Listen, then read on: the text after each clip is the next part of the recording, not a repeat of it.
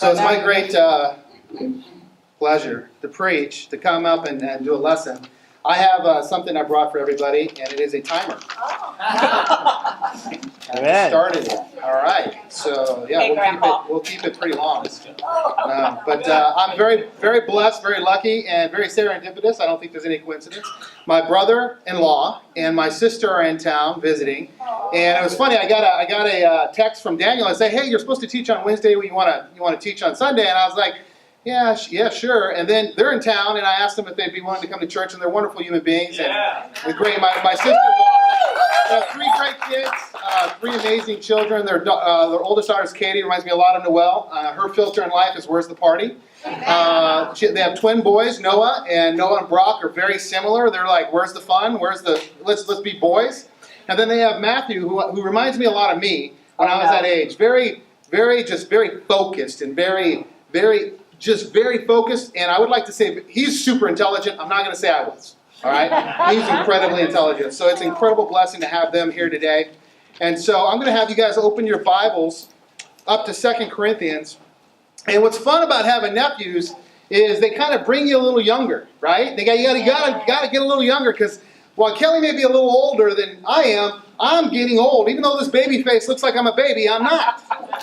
And so we hit the wrestling mats. With the kids, right? And it hurts. Yeah. It does not feel good. And it's funny now, you get to my age, when things hurt, you want to, right? But you really can't do that. All I will say is my daughter did tap out. Okay, that's all. I hit my fractured toe. I hit her fractured toe. That's what she's saying. I don't know about that. But it's a lot of fun wrestling, right? Wrestling for fun. I remember in high school, the high school wrestling coach wanted me to come out for wrestling. I played football, I played sports like that. But has anybody here ever seen a happy wrestler? No. They're miserable. It's like The Walking Dead got their inspiration from the wrestling. Right? Who here wrestled in high school or anywhere else? Right? All right. So these guys are a lot tougher than we are. Let's just be honest. I asked them, so what does it look like? Well, it's 5 miles of sprints every night. No, thank you. Right? You ever walk in that wrestling room? It's about 110 degrees and it smells different. Right? But it's tough. And I remember one time I was out with a buddy. We were on a vacation or something, and his name's Emmett, and he'd wrestled in high school. He's a pretty good wrestler. But he's about this tall, right? About 155 pounds. And we decided, let's wrestle. Well, I decided, let's wrestle, because I threw him. Bad idea. Because, I think I can take him. And so we were on the bed wrestling. And I'm proud to say I lasted about 10 seconds. Wow. And then I am spread eagle on my thing going, ah! And he's got this big old grin on his face. And our other buddy walks in. Oh. Bro, it's not what it looks like. It's not what it looks like. Right? It's not what it looks like. I mean, parents are powerful, right? And we think we live by the way we look. I remember the first time I walked into this building, and it's a Mason building, and the clock over here was going backwards. And I was like, okay, this is really weird, right? But it's not what it looks like. Okay? And I think about if a wrestler, if their life, if their total existence was just wrestling practice or wrestling season, what would that be like, right? Or, Navy SEALs. You think about Navy SEALs and what they have to go to become a Navy SEAL, and they go through a thing called BUDS. It's a 26-week program, but they have 1 week that's Hell Week.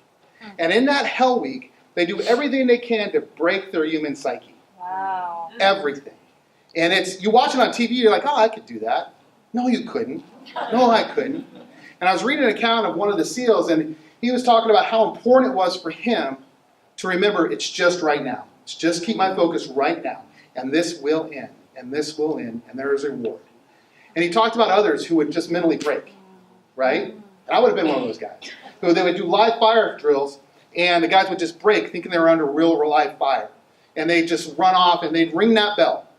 And it wasn't a dinner bell. It was a bell that just said, I'm out. I'm done. I don't have what it takes. Right? It's not what it looks like. And that's what he would say and repeat to himself. It's not what it looks like. It's not what it's looked like. It's not what it looks like. And I think, we make judgments all the time in milliseconds. We look at people, we make a judgment. right? You guys looked at me, you made a judgment, I looked at you, I made a judgment. You realize that I am not that intelligent immediately, right? That what Kelly was saying was very kind words. But when I remember being a young person, I remember looking in the mirror and going, that's not me. It's me, but it's not me. I remember even today, I look in the mirror and I'm like, that's not me. It's me, but it's not me. There's more to me than appears. There's more to you than appears. There's something inside of us that is eternal, that is not temporal, right? It's not. We are not what we look like. And so I wonder sometimes about the seals. What if Hell Week was all their existence was? If they knew that this is it, this is their life, this is my life, my existence is Hell Week, right? How many of them would ring that bell? It's hard. I think all of them would, right? But sometimes we look at our life as Hell Week. We lack perspective. You know, my wife did the calculation, is that 1 week, if a person lives to 72 years, is 0.00025% of their life. And our lives is 0.000 infinity to our existence. And all the decisions we make, all the things we do, we are so surrounded to make based off this life and what we think here. And God has a different perspective. We have limited understanding. He has unlimited understanding. We have limited perspective.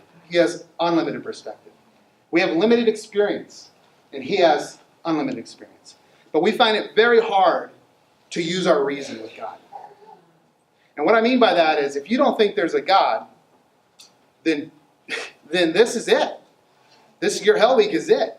And every decision that person makes, it makes a lot of sense if you believe there's no God. But if you know God is real and you know who he is, and you use your reason, your logic, you'll find that you're going to that you make different decisions. Amen. Because logic leads to faith when God is the original of your belief. And so I want to talk about somebody, first off, I'll just talk, and God says he puts eternity in our hearts. Right. He also says he makes everything beautiful in its own time. Right? And you are beautiful in your own time. You may not be beautiful on the outside, whatever, but you are beautiful the way God has made you. Amen. On the inside. And, you talk about, I want to lift up Paul, and you guys know, many of you know who the Apostle Paul was, and he had this really easy life. And he goes on, and I'll just read this. In 2 Corinthians 11, he talks about what his life was like. He talks about being exposed to death again and again. 5 times he was lashed, 39 lashes. 3 times he was beat by a rod. 1 time he was pelted by stones. Not once, twice, but 3 times he was shipwrecked. And 1 time he was in the ocean all day and then to the next. He talks about him being in danger from friends, from fellow Jews, from Gentiles, from authorities, from weather, from everything. He was in constant danger. And he was constantly on the move. He was betrayed by brothers. And he says this in 2 Corinthians chapter 4, verse 16. He says, "Therefore do not lose heart. Though outwardly we are wasting away, yet inwardly we are being renewed day by day for our light and momentary troubles." Our light and momentary troubles. Being whipped, being pursued, being in danger, moving all the time, are light and momentary troubles. Only in light and perspective of eternity. He says they are achieving for us the eternal glory that far outweighs them all. So we fix our eyes on what? On Jesus. So we fix our eyes not on what is seen, but on what is unseen. Since what is seen is temporary, what is unseen is eternal. Amen. Okay? And Paul talks in Philippians about putting his eyes on Jesus and the author and perfecter of his faith, who for the joy set before him suffered on the cross. And so what I would say to you is that it's not what it looks like. Let's say it together. It's not what it looks like. It's not what it looks like. Go ahead and turn your Bibles over to Exodus. Come on, Brian. Chapter 14. And many of you guys have seen the Prince of Egypt, or you've seen Moses, the story of Moses, the Ten Commandments. And most of you know the story that he was a prince of Egypt, right? He was royalty. And he saw a man being abused, an Israelite being abused by an Egyptian. So he took justice into his hand and he killed the Egyptian. He did what was right in his own eyes. Then he went to his people, the Hebrews, and the Hebrews said, whoa, are you going to kill us too? And then he's like, oh, they know. And then Pharaoh pursued to kill him. And so what happens? He's driven into the desert. And he goes from the desert, he goes and he becomes a shepherd. And here's a man who's a prince of Egypt, right? A ruler of men to service of another shepherd. He went from being served to serving. What do you think that looked like to Moses? How do you think that felt to Moses? Do you believe he thought he was doing the right thing? Do you think he was, I'm defending the helpless, and this is what I get? For all those years he serves, and then God calls him. God teaches him to shepherd that which he does not want to shepherd. But then God tells him, now you're going to go back to the people who rejected you.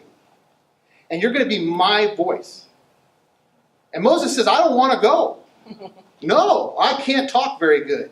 Right? I talk like this. I can't talk very good. But he goes. And I'm going to go to Exodus 14. And in that time, so many things happen. All these miracles go through, the 10 things. And the Israelites are finally led out of bondage. Right? But where does God lead them? Let's read. I'll change my Bible too.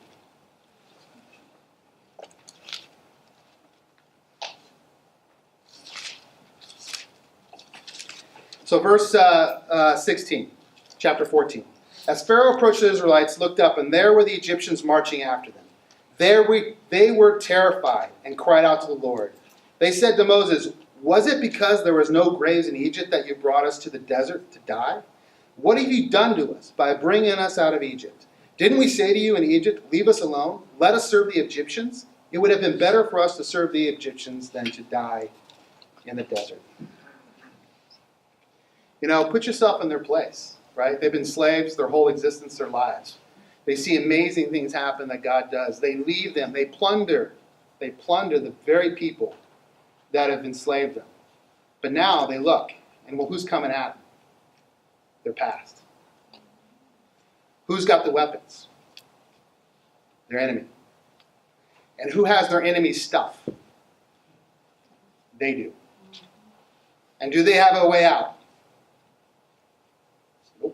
They got a big old sea behind them, an enemy in front of them. And God has got them right where he wants them. See, some of you are trying to escape sin. You're trying to escape your enemy. Or you've escaped your enemy. But your enemy will always come after you. He will always pursue you. And you see that, and you face the reality that enemy is too strong for me. Did the Israelites have any hope of overcoming the Egyptians? No. None. Do you really have any hope on your own of overcoming your enemy? No. And in this life, do you have really any hope of earning salvation? No. But I love what God says, and what Moses says here in verse 15. Moses answered the people, do not be afraid. Stand firm, and you will see the deliverance of the Lord will bring you today. The Egyptians you see today you will never see again. The Lord will fight for you. You need only be still. What is God trying to teach them? Number one, I'm going to lead you in places you don't want to go. I'm going to put you in places where you do not have the power to overcome. There's a saying, and we have a tendency to say it, God will not give you more than you can handle. Right?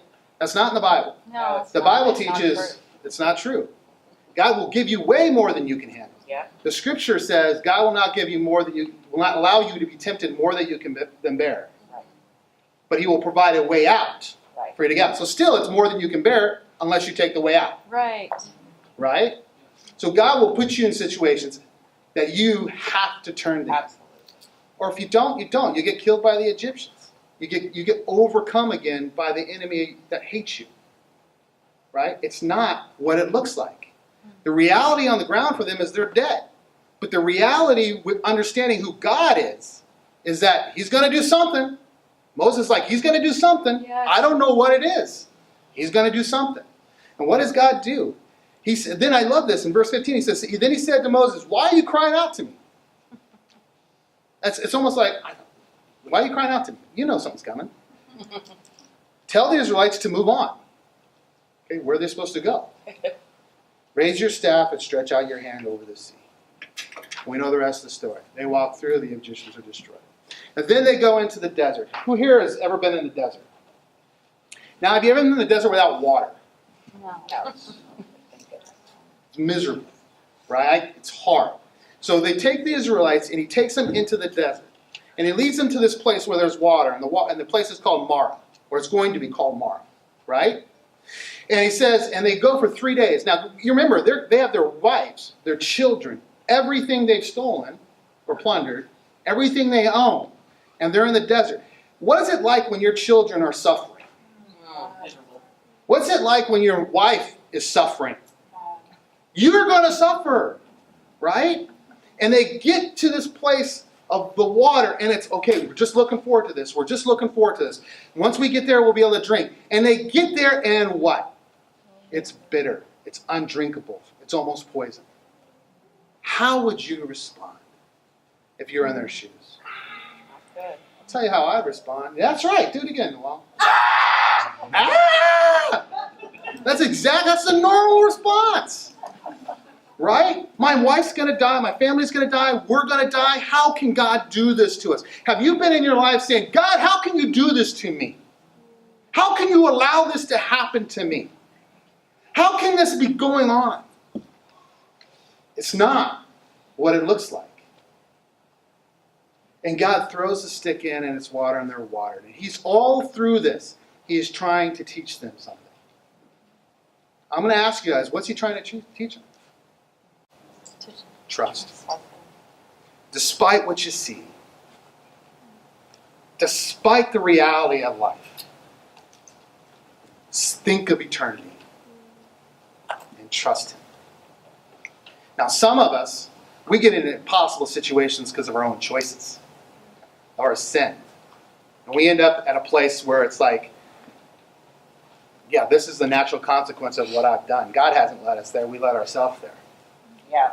But yet, God is still there. Yes. Acts 17, he says, he sets the exact places you should live. There's no coincidence that you guys are here. Right. There's none. Right? Why does he set the exact places that we should live? So this perhaps, not for certain, perhaps we would reach out to him. And so find him and grab onto him. Think of the imagery of that. So often, I'm strong enough. And God's like, you ain't strong enough. You know, my nephews, they think they can take me. They can't take me. Yeah. Soon. Very soon they'll be able to take me. But he's saying, grab my hand. But if you grab his hand and you're still holding on to that which is killing you, it's a tug of war, isn't it? Yeah. Don't you have a tug of war in your heart going on? I love this, but I want to be saved from it. I love this, I want to be saved from it. God is patient, and he is good. Just let go of this and grab hold of him. And so I want to turn over to another story in the Bible, another man of faith. Come on, Brian. And I want you guys to remember, one of the biggest tools of our enemy is fear. Yep. We fear that we don't have what it takes. Guess what? We don't. But he does. We fear our past. We fear our future. We fear everything. And courage isn't making fear go away. Right. It's facing it with faith and trust. And remember, it's not what it looks like. See, there's so many stories. David, Jonah, Israel.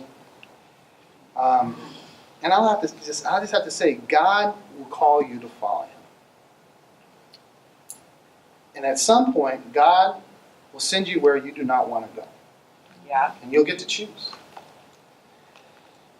God will ask you to stay where you don't want to stay. Right. He'll ask you to walk away from someone you don't want to walk away from. He'll ask you to do something you do not want to do. And he will bring you to places where it seems hopeless. And it is, without an eternal perspective. Yeah, come on, Brian. Good point. See, remember, if you can't walk away from something, you don't possess it. It possesses you. Good point. Remember that. I try to teach that to my children. I have to constantly I get on a video game. I'm gonna have to walk away from this thing because I like it way too much, right? Why? Because it cannot. Things that are hidden, they possess us. They have power over us, and the Lord wants us to be free. So, what in your life can't you walk away from that you know is hurting you? Think about that as a parent. When you see your children hurting themselves, and you're like, just walk away. I'll be there for you. I want to be there for you. I can't make that decision for you. You have to make that decision. But as a parent, I love you. It's killing me to see you harmed. Right? And to think that God doesn't feel pain from our pain is naive. He does. It hurts him. But I want to go over to Abraham and talk a little bit about him. So turn your Bibles to Genesis chapter 22. We're getting there. So turn to Abraham was a patriarch. He actually is a patriarch of multiple religions. You have the Jewish religion, you could say the Muslim religion, and also Christianity. Yep. So he was quite the dude. But Abraham was not without sin, doubt, and struggles. He married his half sister. I guess she was awesome. And he tended to have a real struggle with God and faith sometimes, with trust, and he would give his wife to rulers because he was afraid of dying. Oh, God. Very reasonable. I said it. And God consistently saved him. And he walked with God for many years. And God consistently, delivered him over the years. And built up this faith. And remember this. God's not going to call you to do what Abraham did right away. He will start, just like Israel. I'm going to take you to a place, and you got to trust me. I'm going to take you to another place. Just choose to trust me. I'm going to take you to another place. Choose to trust me. And then he's going to tell you, now I want you to go. Now, you're not going to go alone. I'm going to go with you. But in many ways, our perspective is we're all alone. And he's going to say, trust me. Yeah. And so Abraham, chapter 22, verse 2 says, Then God said, take your son, your only son, whom you love, Isaac, and go to the region of Moriah. Sacrifice him there as a burnt offering and mountain I will show you. What? Does that make any sense? The son he's waited for years and years and years. Does it make any sense God saying, now I want you to go kill him? Does it? No. Is there a gift that God's giving you that God's called you to walk away from? Is there something you've looked forward to and you feel like, you know what, I think God's telling me to move on?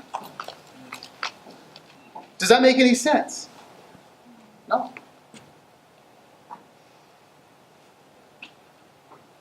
Verse 3. It says, Abraham waited a few weeks. He thought about it.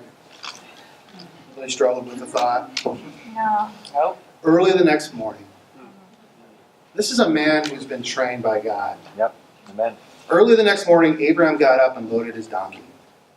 He took with him 2 of his servants and his son Isaac. When he had cut enough wood for the burnt offering, he set out for the place God had told him about.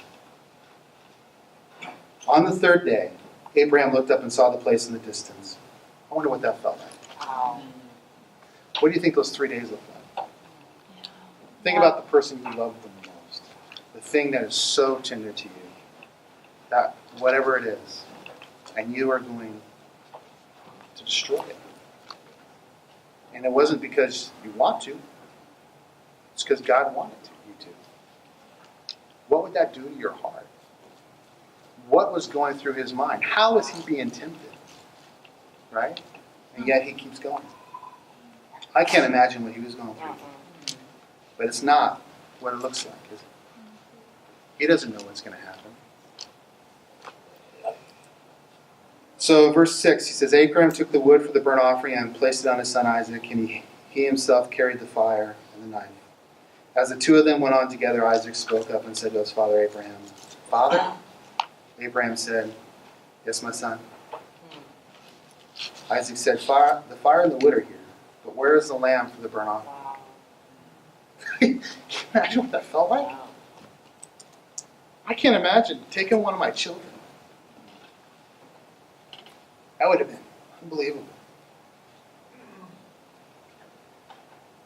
Abraham answered, God himself will provide the lamb for the burnt offering, my son. And the two of them went on together. And when they reached the place God had told him about, Abraham built an altar there and arranged the wood on it. He bound his son Isaac and laid him on the altar on top of the wood. What do you think his son was saying? Do you think his son was not asking and questioning, Dad, what are you doing? Dad, are you crazy? Dad, are you sure God told you to do this? Dad. Then he reached out his hand and he took the knife to slay his son. It's not what it looks like. What's going on in your life is not what it looks like. But the angel of the Lord called out to him in heaven and said, Abraham, Abraham. Here I am, he replied. That was probably the biggest relief he ever had. Woo! That moment of eager anticipation. He's going to tell me to keep going, or he's going to stop, right? Do not lay a hand on the boy, he said. Do not do anything to him. Now know that you fear God, because you have not withheld from me your son, your only son. Abraham looked up, and there in the thicket he saw a ram caught by its horns. He went over and took the ram and sacrificed it as a burnt offering instead of his son. So Abraham called that place, hear this, the Lord will provide. Wow. And to this day it is said, on that mountain of the Lord it will be provided. So I'll just reference the scripture. Hebrews 11:9 talks about what Abraham is going through as he goes through that. And Hebrews 11:9 says this, Abraham reasoned. See, he's got 3 days to think about this stuff, to pray about it, right? He did not give in to the reality of the situation. He reasoned, well, God promised, God said that my son is going to be whose reckoned all my descendants come from, right? Well, let's just read it. Hebrews 11, verse 9.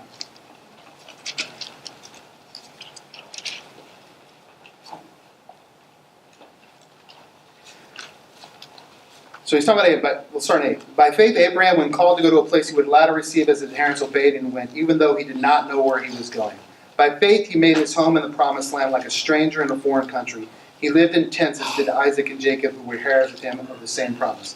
For he was looking forward to the city with foundations, whose architect and builder is God. He had a mindset of eternity. And by faith, even Sarah, who was past childbearing age, was enabled to bear children because she considered him faithful who made the promise. She was able to bear children because she considered God faithful. Remember that. And so from this one man, and he as good as dead, came descendants as numerous as the stars in the sky and as countless as the sand on the seaboard. All these people were so... I missed it, I think. Come on, Brian. That's awesome. 17? I put the wrong one here. What's that? Did I miss it? Basically, he says... I'll have to find it. Verse 17? Yep. You're awesome. By faith, Abraham, when God tested him, offered Isaac as a sacrifice. He who had embraced the promises was about to sacrifice his one and only son, even though God will be reckoned. Abraham reasoned that God could even raise the dead, and so in a manner of speaking, he did receive Isaac back from the dead. So faith isn't blind. It isn't just all these other things. And it goes through. You see how that life, in the life that you're living, God is trying to teach you to trust him. Are you letting? Are you looking around saying, am I looking around saying, it's not what it looks like? Right? And I'll go back, and I want to touch on this again in Genesis chapter 22. Was it 22 we were just in? Yes. Yes. Using your reason. It's not what it looks like. Right? It's not what it looks like. It's not what it looks like. I look back on my life, and I see so much. I just recently... So I used to be pretty athletic. Used to be.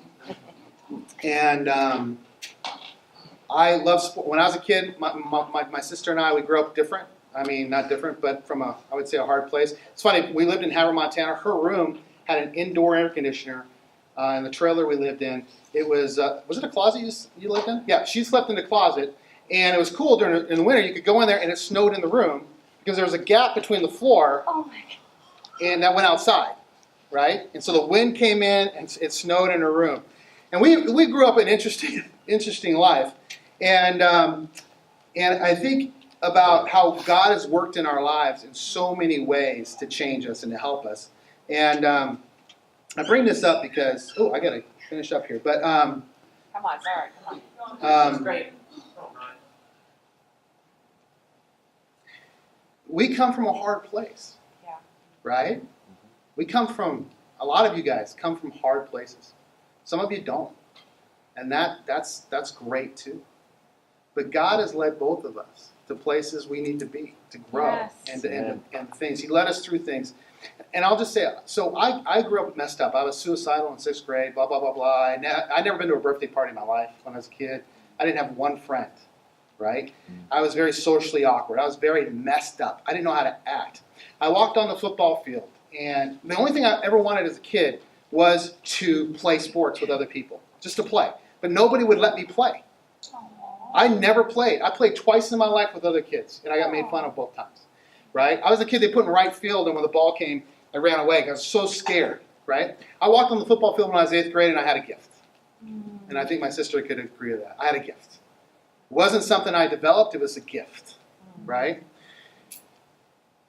Long story short, God is amazing. And that football became my identity. As a teenager, I was a horrible human being, right? I really was a horrible human being because you go from nothing to having all the attention. I ate free in my town, right? In my high school, I didn't go to my classes. I didn't need to. You know what I mean? I was messed up in the head. But when I became a Christian, I joined a church. I was part of a church that was very athletic. It was amazing. We played volleyball, everything. That was my coping mechanism. Everything. That's where I went. That was my home. The person I was on the field. God changed me into this, I think, really cool guy. I don't know if you agree. But the athletic field was everything to me. Everything. And now God had given me this church with all these athletes, and we played sports all the time, and it was awesome. And then my second ACL was blown. And the surgery, the guy did surgery on both. He did bilateral ACL reconstructions, which you should not do within 6 weeks of each other. I didn't know. And I never recovered. Ever. And my knee was never stable. And I was like, there's something wrong with it. I'd go to surgeons, no, your ACL's there, your ACL's there. It's not right. And I got, so that was my coping mechanism. Sports was my coping mechanism, right? That's where I went to find peace, right? To let it all out. And so when that happened, did I turn to God as my coping mechanism? Did I turn to God as my refuge? Did I turn to God and say, God, you're amazing? The answer was no. You know what I turned to? Food. I know that's a surprise to everybody here. I turned to food. And as you gain weight, and as things happen like that, you start really hurting, things. And then I turned to movies, then I turned to entertainment, then I turned, whatever it was. And I could see God working in my life to humble me out because I struggle with pride. I didn't understand why people couldn't be disciplined. Now I know. I didn't understand why people are all emotional. Well, let me show you why, Brian. Let me show you the pain. Let me show you their pain. Let me show you their hurt. You need to feel your feelings, man. You need to suck it up. No, let me show you, Brian. You need to humble out, boy. And over the course of the years, he has humbled and humbled and humbled me. I used to think that my strength was my pride. I remember this litany I told my wife years ago. I was like, he was there for me this, he did this, he made, when people fell, I could strength. And she's like, are you talking about Jesus? No, I'm talking about my pride. And I knew God was telling me, your pride needs to die or you're going to die. Wow. And he has worked powerfully in my life to humble me out. Come on, Brian. And I'm not all there yet. So I just had a knee replacement on my left knee. I have not played sports for 17 years. I can't. So I got this knee replacement thinking, okay, now I have the right knee, ACL's gone, doesn't work very well, but I'll be able to run again and have the wind through my hair. The first time I'm jogging, trying to jog, which I'm not supposed to do because I'm not a smart man, right? My knee gives. I'm like, what's that? And then pretty soon my knee is just, my right knee, not my left knee, the one that was reconstructed, or just replaced. It was replaced, not reconstructed. Because I had to wait 10 years to be old enough to get a replacement. Yes. For 10 years, I couldn't do nothing. And I was like, okay, once this replacement's in, I'm hitting the sports again, right? My right one, sliding out, sliding out, sliding out, to the point where my wife has to pop it back in, right? So finally, I'm like, okay, I'm just going to have to accelerate and get this one worked on. So I go into a new surgeon, and he goes, no, your ACL's there. I'm like, my ACL has not been there. I don't even think it's been there. He's like, it's there. Fine, let's do the MRI. Do the MRI. And nowadays, back in the day, they couldn't, when you had the screw in there and the MRI hit it, you couldn't see anything because it would bleed out. Now they have software to kind of, right? So he looks at it and he goes, well, your ACL's there, but it's not in the right place. Oh, gosh. Oh. Your ACL's supposed to be here, and it's supposed to be at this angle, but it's at opposite, and it's at that angle. So it's there, but it's non-functional. So since 1990, 20 years, I've had non-functional ACLs. And he's like, the good news, well, there's kind of bad news for you. You have multiple complex tears of both your meniscus, and it all has to come out. So bone on bone, right? The good news is I could put a new ACL in because the other ACL is in the wrong spot. But you have two options. You need a knee replacement now on my right knee. But you might want to wait because you're young for another 10 years. So we're going to go ahead and take all your cartilage. We're going to replace your ACL. And you're going to be in chronic pain for the next 10 years until it's bad enough that you have to replace it. Does that sound good? No. No. No. Do you guys know how grateful I am to God for allowing that surgeon to put those ACLs in the wrong spots? I don't know if I'd ever married my wife. I was too proud. I don't know if I'd be here. I was too proud. I was religious pride, physical pride, mental pride. I'm so thankful. And there's loss. There's loss in my heart. Watching my brother play with my kids. Watching other people. Come on, Brian. Doing great. Running with them. I'm not going to be able to run with them. Ever. I'll try again because I'm stupid. But I want to bring back this to Jesus because that happened. It didn't make sense. To me, it makes a lot of sense now. In the eyes of eternity, my coping mechanisms, God pulling them away and saying, I am your refuge. I am your coping mechanism. Let it be me. And then when he is, you're free. But your enemy is always trying to pull you back. Yeah. Always trying to pull you back. He's pursuing you. You have to constantly use your reason, your logic. It's not what it looks like. That's right, Brian. And let's go back, and I want to talk about Genesis one more time, and I want to bring it to Jesus Christ, because Jesus Christ is the reason we're here. Right. Come on, Brian. And I want to remind you of Jesus and how he was led into the desert by God for 40 days and fasted. I want to remind you that he led his disciples through miracle after miracle after miracle after miracle. Right? And I want to remind you where God led him. To the cross. And I want to remind you that he did not want to go. And I ask you to read that on your own. But I'm going to show you something here. I'm sure you guys all know this. Chapter 22, verse 2. Then God said to Abraham, take your son, your only son, whom you love. Wow. God had one son. One only son, begotten son, whom he loved. That's right. And for 3 days, Abraham traveled. For 3 days, Jesus was in the grave. And do you know where the region of Moriah is? It's Jerusalem. God sent Abraham to Jerusalem with Isaac. And Abraham obeyed, and Abraham went. And God sent his son to Jerusalem. And Jesus obeyed, and Jesus went. And Jesus didn't want to go. But he turned to God as his refuge 3 times.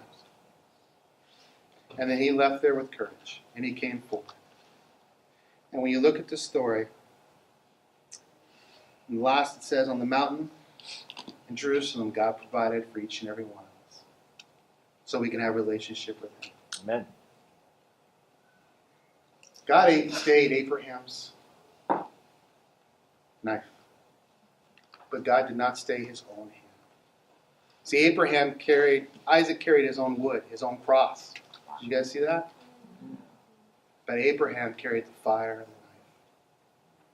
Was God, how much did that hurt him? How much did it kill him? How much did it go through? And He turns to us and He says, it's not what it looks like. And His disciples saw Jesus and everybody abandoned Him just like we abandoned Him. Just like we would, because it looked like it was utter defeat, didn't it? Yeah. It's all over. It's done. The Romans won, Satan's won, the Pharisees won. But God is the king of putting you in a hopeless situation that He wants you in and then snatching victory from it. Come on. Amen. He will Brian. snatch it. You know why? I think one of the reasons is so you can't have any glory. Right. So you understand that He is the only one to be trusted. He is the only one that can be trusted. So as you take Amen. communion, I talked too long. I'm sorry, Kelly. Oh, awesome. Great. I ask that you would think about His love for you. I'd ask you to ask yourself a question. What is He calling you to? And I'd ask you to remember, it's not what it looks like. It's not what it looks like. Amen. Let's Amen. pray. Father God, thank you so much for your grace and your mercy. Thank you.